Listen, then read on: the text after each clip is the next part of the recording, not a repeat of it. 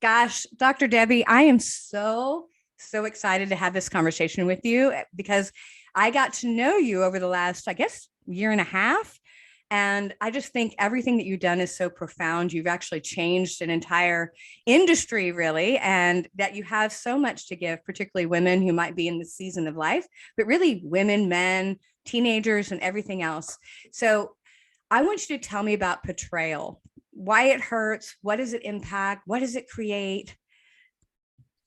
Absolutely. And thank you for that. And first of all, it's actually my 30th year in business, and you don't study something like betrayal unless you have to. It's not like, oh, betrayal is a great topic, let me study it. No. So I started in health and then mindset and then personal development. And then I just, so everybody understands the context here, I had a really painful betrayal from my family, thought I did everything I needed to do to heal. And then it happened a few years again, this time my husband. So got him out of the house, looked at the two experiences, and I thought, okay, well, what's similar to these two? Of course, me, but what else? And I realized, boundaries were always getting crossed. I never took my own needs seriously. And, if nothing changes, nothing changes. So here I was, 4 kids, 6 dogs, a thriving business. And I'm like, that's it, going back for a PhD, which you completely understand. And it was in transpersonal psychology, the psychology of transformation and human potential. While I was there, I did a study. I study betrayal, what holds us back, what helps us heal, and what happens to us physically, mentally, and emotionally when the people closest to us lie, cheat, and deceive. That study led to 3 groundbreaking discoveries, which changed my health, my business, my family, my life. Now, to answer your question, why does betrayal hurt? One of the reasons is because it feels so intentional. So we take it so personally. And I define betrayal as it's the breaking of a spoken or unspoken rule. Every relationship has them. And the way it works is the closer we are, the more dependent we are, the deeper the betrayal. So take a child who's completely dependent on their parent. That parent does something awful. That's going to have a different impact than, let's say, your best friend sharing your secret. Still a betrayal, different level of cleanup. Exactly. I think it's interesting because I read your first book, and everybody, I'm just going to do a shameless plug for Debbie. It's called Trust Again, and the Hardened to Healed, because I think a lot of people think that yes. I was just telling Debbie earlier, I was like, I can't find my copy, and it's because my husband has it. So, but I think a lot of people might look at that and say, oh gosh, I haven't had a betrayal from maybe a partner, a spouse, or other person I can think of directly, but we have all been through betrayal. And sometimes it's not those big gigantic betrayals, it's the death by 1,000 cuts. It's the someone is lying, and over time you catch them over time, continuously. Or we can feel betrayed by our bodies, and this is something that probably the patients and clients experience. You're doing everything right, why do you get sick? We could feel, and then there's self-betrayal. Something or someone is not in your best interest, you keep going back for more. So it's huge. Yeah, it's huge, and I think, you and I had a very interesting personal conversation about that because, I've experienced personal betrayal in relationships and definitely the body, definitely the body. Mm-hmm. And I think for me, when I was talking to you, it was thinking through those childhood things that you don't really think about. I grew up, and I would say probably a lot of people in our age group grew up where if you got in trouble, I got spanked. And even something so simple as kind of corporal punishment, which was kind of the rule of thumb back then, in a small child is as a feeling of betrayal. And that makes you then kind of harden yourself to what you're doing and how you're doing it. And you start figuring out how to be different in the world. And, I write a lot about that in From Hardened to Healed. And it doesn't even have to be something that really was hateful, harmful, hurtful. It's the meaning we gave it. Like something as simple as this. You could have had some earth-shattering news to share with your mom, right? And she was, in the kitchen, let's say on the phone. And she's on the phone and she goes, shh, she shushes you. You could have made that to me at that very moment. I don't matter. And think about it. Once we fuel that with some emotion, we keep that thought going. It builds up some steam. Our mind always wants to prove us right. And so now we're living an entire life until we check into this and change it of I don't matter. And you have circumstances and situations and relationships to prove that. And it's something, it could have been from something that simple. Yeah. Yeah. And so I think your work is really, really profound. And I think everybody should go through the experience of what you offer, because I think when you're able to do that and recognize where you can heal from that, it's transformative in sort of all areas of your life. So let's talk about your 3 discoveries, because I think that's important for people to know, because like I said, it's paradigm changing in the psychology world. Yeah. So this was just such a shocker. Honestly, I just was looking to heal. I was not looking for anything other than I remember saying to myself, if I can heal from this, I'm taking everybody with me. That was the only thought I had. And just to get through my day and be there for my kids. So originally I was studying betrayal and post-traumatic growth. And for those who aren't familiar, post-traumatic growth is, if you can imagine, kind of an upside of trauma, how that trauma, whatever it is, death of a loved one, disease, natural disaster, whatever, leaves you with a new perspective, awareness, insight you didn't have. But I had been through death of a loved one. I'd been through disease. And I was like, no, betrayal feels very different for me. I didn't want to assume it was the same for everybody. So I asked my study participants and I said, if you've been through other traumas besides betrayal, does it feel different for you? Every single one of them said it is so different. And it's because of that intentionality, because it feels so intentional. We take it so personally. So think about what happens. The entire self is shattered. Rejection, abandonment, belonging, confidence, worthiness, trust, they all get shattered. So it didn't quite qualify as post-traumatic growth. It was like, yeah, you have to rebuild yourself, your life, but you also have to rebuild yourself. So I coined a new term, post-betrayal transformation. That is the complete and total rebuild of your life and yourself after an experience with betrayal. That was the first discovery. Wow. It's because I would agree with you. Betrayal feels very different than being diagnosed with an autoimmune condition, or, having to deal with illness, or, extraordinary catastrophe. And I think because so much of it is internal growth for you, because a lot of times if it's something that happened out here, a trauma, and especially an external trauma, there's a piece of it that feels like that was out of my control. Right. And it wasn't an unspoken rule between myself and someone else that said, hey, we're in agreement here. We're in alignment. I'm not going to do anything to hurt you. Exactly. And once you get the heart involved, woo, it's a whole other thing. Whole other thing. So that was the first discovery. The second one, this was so interesting too. What we learned was there's actually a collection of symptoms, physical, mental, and emotional, so common to betrayal, it's known as post-betrayal syndrome. So we've had easily over 50,000 people take our post-betrayal syndrome quiz on the site to see to what extent they're struggling. What's so interesting about that is we've all been taught time heals all wounds.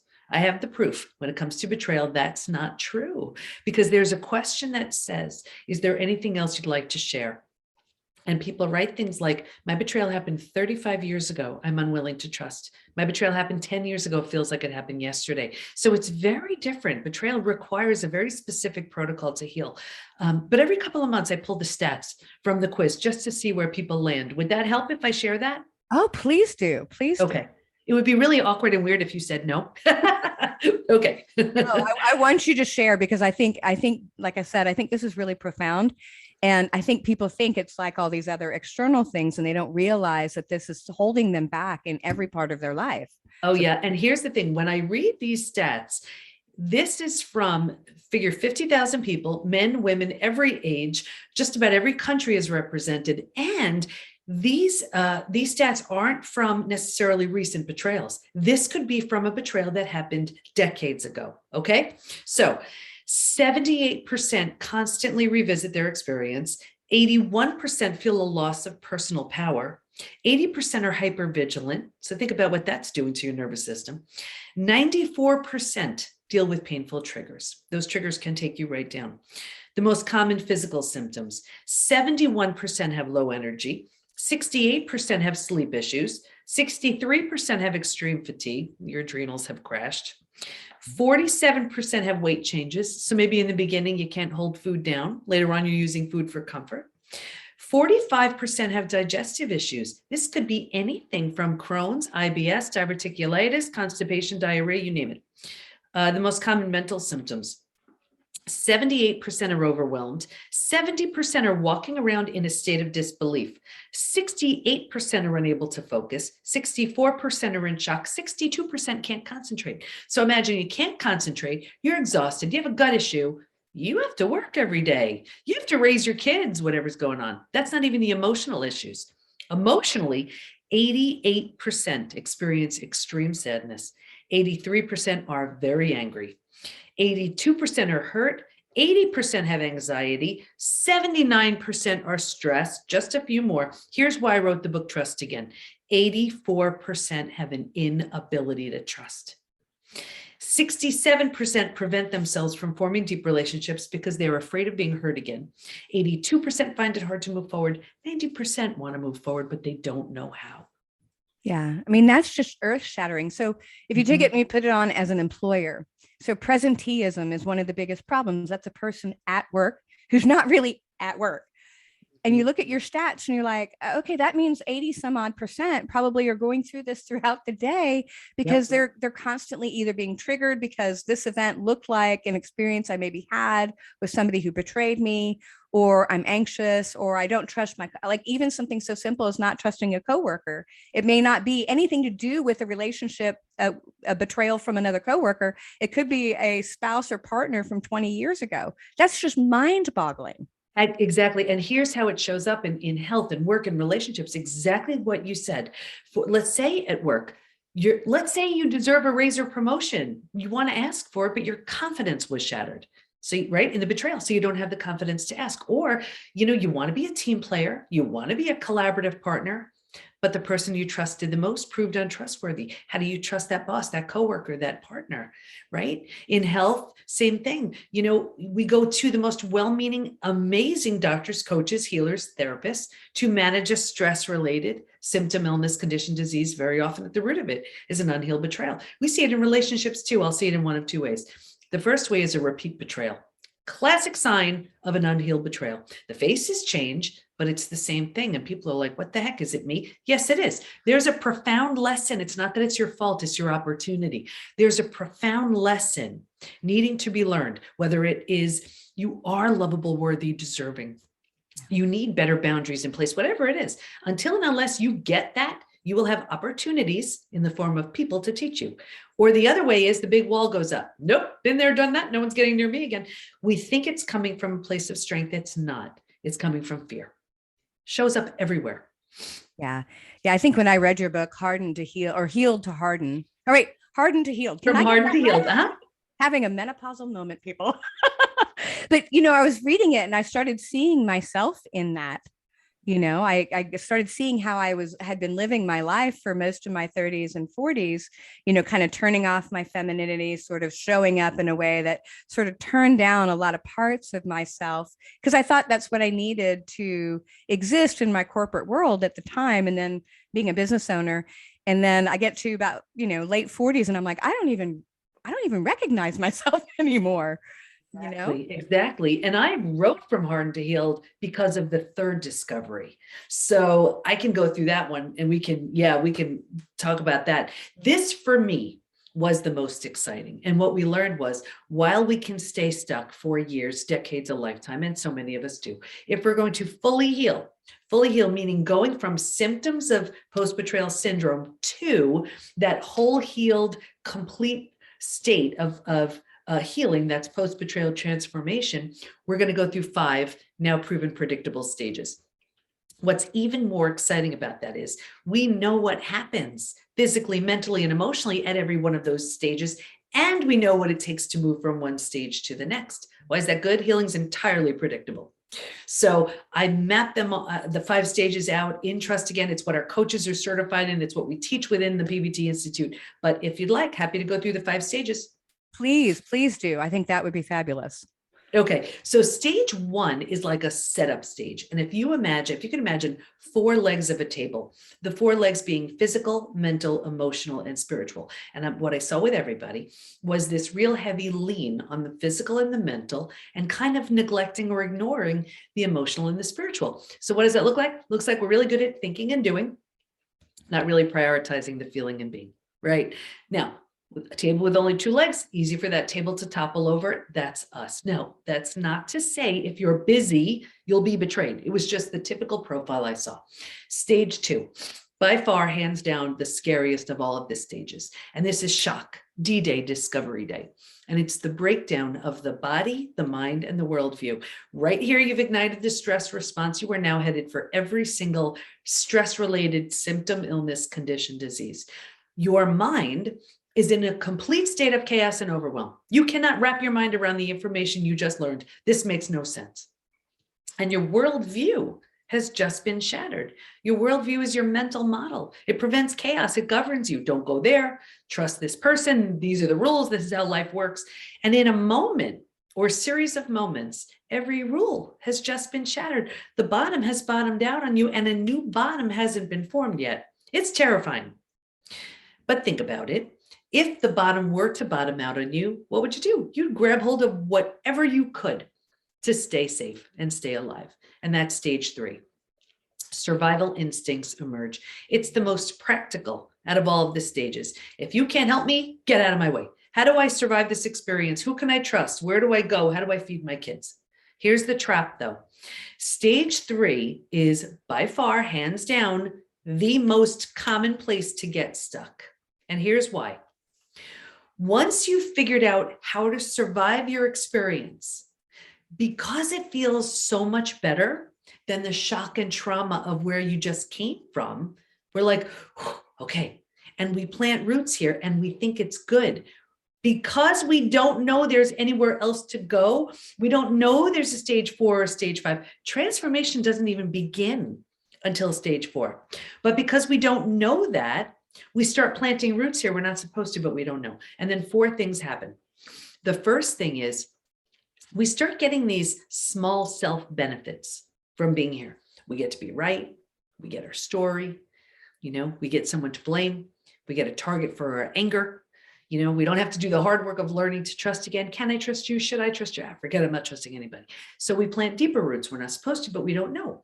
And then because we're here again longer than we should, we're thinking things like, well, maybe it is me. Maybe I'm not that great. So we plant deeper roots. Now, because these are the thoughts we're thinking, and this is the energy we have, like energy attracts like energy. So we're calling situations and circumstances and people towards us to confirm, yep, this is where you belong. Gets worse, but I'll get you out of here. Because it feels so bad, but we don't know there's anywhere else to go. Right here is where we resign ourselves. We're like, this stinks, but I don't know, I better find a way to be okay with this. So right here is where we start using food, drugs, alcohol, work, TV, keeping busy, whatever it is, to numb, avoid, and distract ourselves from what's so painful to feel or face. So think about it. You do that for a day, a week, a month. Now it's a habit, a year, 10 years, 20 years. And I'm not kidding. I can see someone 20 years out and say, that emotional eating you're doing, or that drinking you're doing, or that numbing in front of the TV, do you think that has anything to do with your betrayal? And I'm not kidding. They would look at me like I'm crazy. So that happened 20 years ago. All they did was put themselves in stage 3 and stay there. Does that make sense? Absolutely. Absolutely. I mean, I can see it in my own self. You just go, I got it. I know how to make my life predictable again. Right. So I'll stay in prediction, and then I'll just be busy making crap happen, doing my life. And then you're like, why do I feel so unfulfilled? And why do I feel this discomfort all the time? And why do I feel that I don't have deep personal connections? It's because I've not allowed myself to do that because I stayed in that survival mode. Oh yeah. Oh yeah. Exactly. And what I found was, because everyone is getting stuck in stage 3, from hardened to healed is just for stage 3. Just for stage 3. Stage 3ers, I'm coming for you in from hardened to healed, because if you've been through the worst of it already, you owe it to yourself to move through all the stages. Anyway, so that's stage 3. If you're willing to let go of the small self benefits, grieve, mourn the loss, bunch of things you need to do. You move to stage 4. Stage 4 is finding and adjusting to a new normal. So here's where you acknowledge, I can't undo my experience, but I control what I do with it. Just in that decision, you're turning the stress response down. You're not healing just yet, but you just stopped the massive damage you were causing in stage 2 and stage 3. What's so interesting about stage 4 is if you were to move, right? Let's say you move to a new house, office, condo, apartment. If you were to move, you don't take everything with you. And what I found with stage 4 was if your friends weren't there for you, right here is where you've outgrown them. You don't take them with you from stage 3 to stage 4. So people say to me all the time, what the heck? I've had these friends 10, 20, 30 years. Is it me? Yes, it is. If your friends don't rise, they don't come. Here's where you don't have the head, you don't have the patience. Anyway, when you're in this stage and you're making this mentally cozy, making it okay, making it home, you move into the 5th most beautiful stage. And this is healing, rebirth, and a new worldview. The body starts to heal, self-love, self-care, eating well, exercising. You didn't have the bandwidth for that earlier. Now you do. Your mind is healing. You're making new rules, new boundaries based on the road you just traveled. And you have a new worldview based on what you see so clearly now. And the 4 legs of the table, in the beginning, it was all about the physical and the mental. By this point, we're solidly grounded because we're focused on the emotional and the spiritual too. Those are the 5 stages. That's awesome. So this brings a good question. So tell me, how do we know if we actually have post-betrayal syndrome? What would we be looking for the people that might think they don't have it? Yeah. Well, first of all, see where you land in any of those stages, because if you're, if when I was talking about stage 3, if that sounds like, ooh, that's where I am, you're probably struggling with some of the physical, mental, and emotional symptoms. And the symptoms I shared, if you're just attributing a lot of these, let's say, physical symptoms to just aging, or stress. No, it's not. It's your unhealed betrayal. But we assume because it happened so long ago, it can't possibly be. But if that betrayal has not been healed, oh, yes, it can. So, if you're not feeling, the person who, this is what I love so much about post-betrayal transformation, about what someone looks like in stage 5. They are a completely different person. And betrayal lends itself to creating an entirely new identity. You take the parts you love and you leave behind what no longer serves. And that happens because everything crashed and burned. The old you has an opportunity to crash and burn as well, along with the old collective. Let's say it's relational betrayal. So you and your partner, if that's the case, then there's an opportunity to completely heal and rebuild. And here's the thing, just to close the loop on this too, healing and rebuilding is always a choice, whether you rebuild yourself and move on. That's what I did with my family. It wasn't an option to rebuild with them. Or if the situation lends itself, if you're willing, if you want to, you rebuild something entirely new. I'm talking from the ground up new with the person who hurt you. That's what I did with my husband. So not long ago, as 2 totally different people, we married each other again. New rings, new vows, new drinks, and our 4 kids is our bridal party. What I see with so many people, though, is they're afraid of that death and destruction of the old. But that's the only way you birth the new. And in fact, there were 3 groups in the study who did not heal. The first group, this was the group that was numbing, avoiding, distracting. So they ran to the doctor who put them on a mood stabilizer, anti-anxiety, medication, or they were drinking or just emotionally eating. May have made the day a bit easier to get through, not without a price. They didn't heal. The second group, this was the group who they had their story. They were sticking with it. That was it. Stuck in stage 3.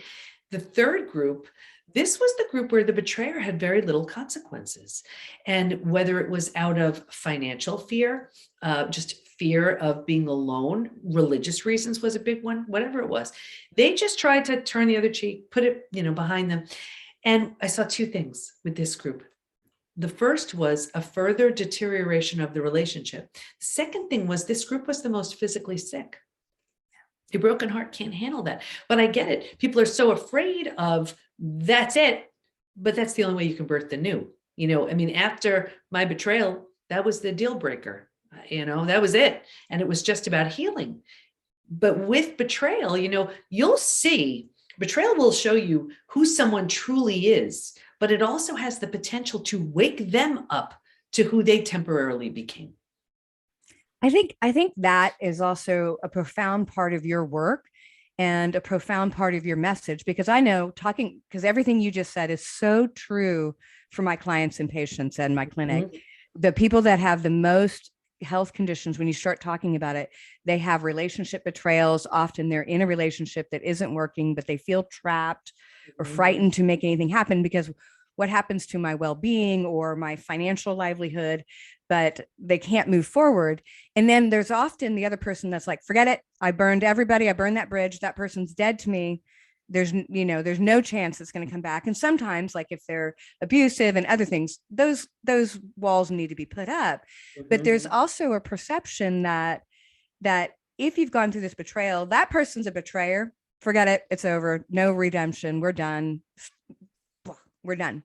Right. And I think that many times that if both parties are willing to go through the work of betrayal and recovery and all those other things, it can rebirth an extraordinary relationship, but it's going to take work.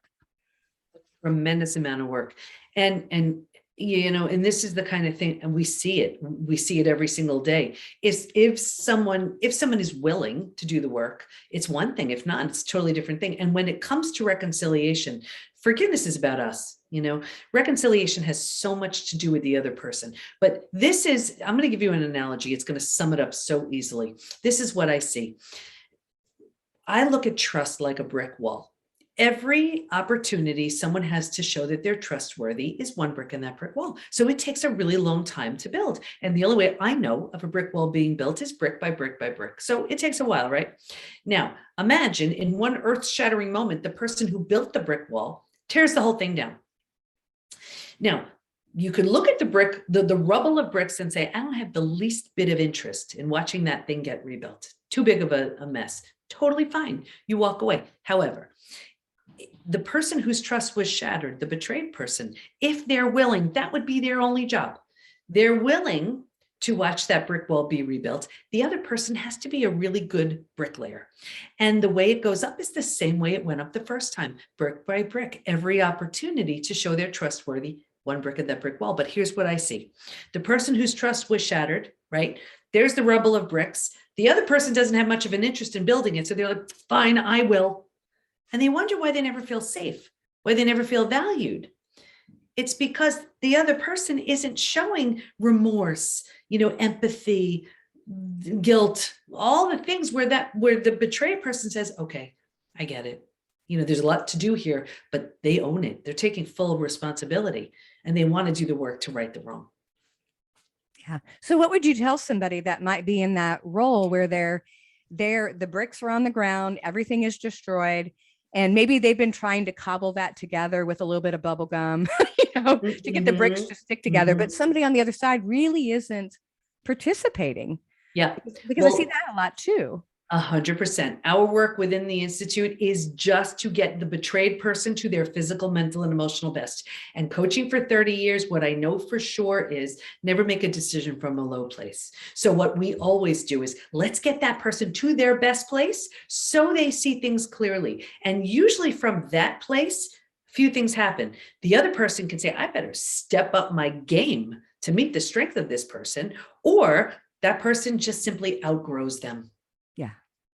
Yeah. But you can't see that from here. They have to do the work to get here and they see it clearly. Right. So if somebody was in survival mode, that may not be the time to decide all of these major things, because you may look back years later and go, oh, I made a big mistake. Yeah, that's why all we do, we get someone here. So this way, if this person, they could do this, but if not, it's like this. They're like, ooh, Yeah. So I think, many people might be thinking, well, I don't know where I am in that stage or if it's me. And again, the numbing and the avoiding. So what questions would you tell somebody to ask themselves if they're numbing, avoiding, and distracting? Yeah. And this is a stage 3 thing. It's so common. So here are 4 questions and I invite everybody to write them down. This is my way of saying write them down. So the first question would be, am I numbing, avoiding, distracting? If so, how? Call yourself on it. Do you walk into the kitchen, you're not the least bit hungry, and there you are in the cabinets? Do you walk into a room, you turn the TV on because you are desperately trying to drown out the sound of your own thoughts? Call yourself on it. The second question, what am I pretending not to see?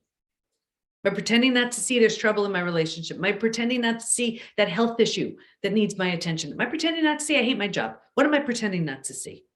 The third question, what's life going to look like in 5 to 10 years if I do nothing? Play it all the way out. We don't want to do this, but play it all the way out. Take that health issue, play it out, doing what you're doing. What's it going to look like in 5 to 10 years? That relationship issue, do nothing, play it out. 5 to 10 years, what does that look like? Your job, play it out. 5 to 10 years, how does it look? And the fourth question, what can life look like in 5 to 10 years if I change now? I'm not saying it's easy. Transformation begins when you tell yourself the truth. Yeah. Okay. That's awesome. So everybody, you should have written those down. If not, go back up and write those down and ask those questions. Definitely. Yeah. So I would say, so for somebody also kind of thinking through this, what would be the major harbinger to know that we haven't really healed from a betrayal? Yeah. If you are not feeling your best, physically, mentally, emotionally, psychologically, spiritually, if there's that nagging sense of unease, something isn't right, if you're not filled with joy, if your health is not at its best, if you're here's, I'm going to give you imagine if this is a wellness meter. I see people striving for 50%. Imagine if this represents 100 and they're going for 50. It's like, well, if my partner comes home at the end of the day, that's okay. If my kids aren't in trouble, that's okay. If I have a job to go to, it's okay. If I can button my pants, it's okay. Like, what is that? No. If you've been through the worst of it already, and betrayal is terrible, right? You deserve to live over here. This is living in a body filled with energy, and health. This is relationships that propel you to be, do, and have more. I mean, this is the growth and expansion. You have no business striving for 50%. So if this is where you're spending your time, you haven't healed, you've hardened. Okay. If that. That's a great visual. And so what do we do to move forward? What do we need to do? Yeah. I always recommend knowing where you are. If you've experienced a profound betrayal, or even like micro betrayals, or even a mindset that doesn't serve you, see what stage you're in. Because if you're hanging out in stage 3 and life is representative of stage 3, you're living a stage 3 life. And everything and everything you've done and all your habits and behaviors and thoughts and actions have gotten you to stage 3. So it needs a very different type of belief and behavior and thought and action that's going to move you out of stage 3 to stage 4, stage 5. I'll give you another analogy. I always look at it like a trapeze, right? Like someone could be hanging on for dear life at stage 3, and they can even grab the bar, right? If you're at trapeze of stage 4, you're not going anywhere unless you let go of one bar. And as long as we're hanging on to stage 3, we're missing out on that opportunity for that new way to look at ourselves, at life, at everything, and that new opportunity to create that 2.0 version of you who is waiting to be birthed.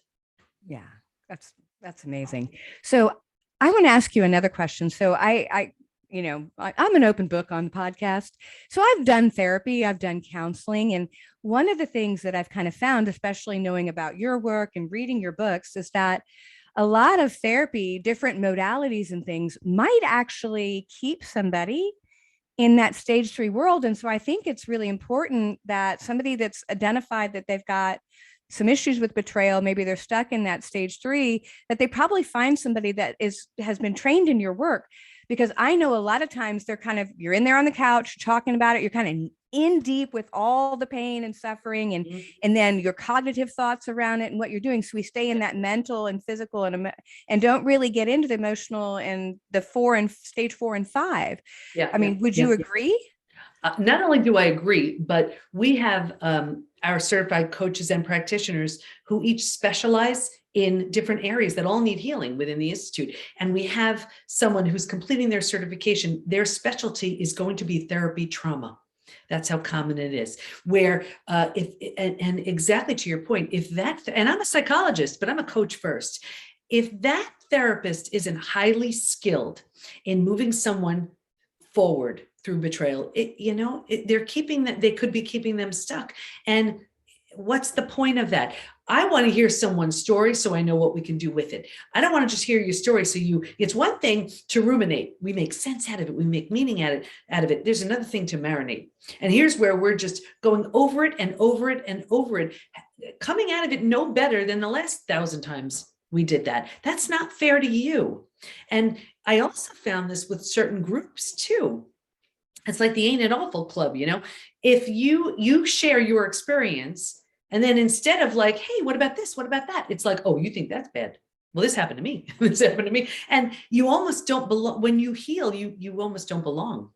And I did the research. I know what works. We clearly see what doesn't work. And the 50,000 plus people who've taken the post-betrayal syndrome quiz, they've shared with us, what's helped them and what hasn't. So we know if you're numbing, avoiding, distracting, it's not going to help. We know the wrong type of support does more harm than good, So it's like, there's no reason to include those things in your healing plan. Yeah, it's kind of like somebody that may be going through marriage issues, going to an individual counselor, but not going to a marriage counselor. It's like that's going to make a further guff between what really needs to happen, which I think is so very important. And I agree with you. There is therapy trauma, unfortunately. Yeah. And we see this all the time. I mean, let's say just a typical example we'll see. Let's say it's a narcissist and someone who's been betrayed. And the let's say husband and wife, and the husband is a narcissist and he betrayed and he's like a total gaslighter. I mean, it's like classic, right? She manages to drag him to couples counseling. Now he could be very charming. And that, that counselor isn't very skilled in this, and the crocodile tears come and all of this. And this counselor can look at the person who's been betrayed and say, you just need to communicate better. And the person who's been betrayed is like, what? Already this person is feeling like, what the heck? What did I do? Was I not enough? What wasn't I? And now hearing this, no, that's totally wrong. That's totally wrong. Yeah. So I think the certification you have and the work you're doing with the Institute is so needed. So needed, because I think even the emotional traumas that we sort of experience, that we sort of put into this other box, all come from these micro betrayals that we've had over our lifetime, that we made our way of being wrapped around to sort of protect ourselves from. And that if we get to this underlying situation and sort of clean it up and fix it and repair it, then we're able to handle these other traumas in a different way. 100%. And the best part of it is you can heal from all of it. And that stage 5 version, that's when you're ready for that new relationship, that new level of health, that we've seen new businesses get birthed. I mean, the PBT Institute never would have happened had I not experienced my betrayal. But when you clean all that up, that's when the downloads come and opportunities you never would have had access to. So, if you don't do something good with it, it's like a bad game of hot potato. You owe it to yourself to do something really good with that trauma. Then it's trauma well served.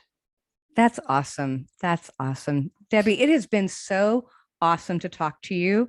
And I know that you have a quiz that you want to share with all the listeners so you can figure out what's going on. Would you share that? Sure. I would say to find out exactly what stage you're in, take the Healed or Hardened quiz. You can just find that at healedorhardenedquiz.com. Awesome. Is there anything else you want to share with my listeners? Yes. And I would say this, I understand how painful it is. I've been through it. It is a pain like no other. I mean, all traumas stink. It's not to rate traumas. They all stink. But this is a pain like no other. But if you have to say this 1,000,000 times to yourself, it's worth it. Ready? Even though it happened to you, it's not about you. And if you embrace that one idea, it really sets the tone for healing. That's an awesome message. Thank you so much, Debi. Thank you. I look forward to the next time we can spend some time together in person. For sure. Thank you. Thank you very much. All right, everybody. That's it for this functional life. Thank you for listening. Have a healthy and happy day.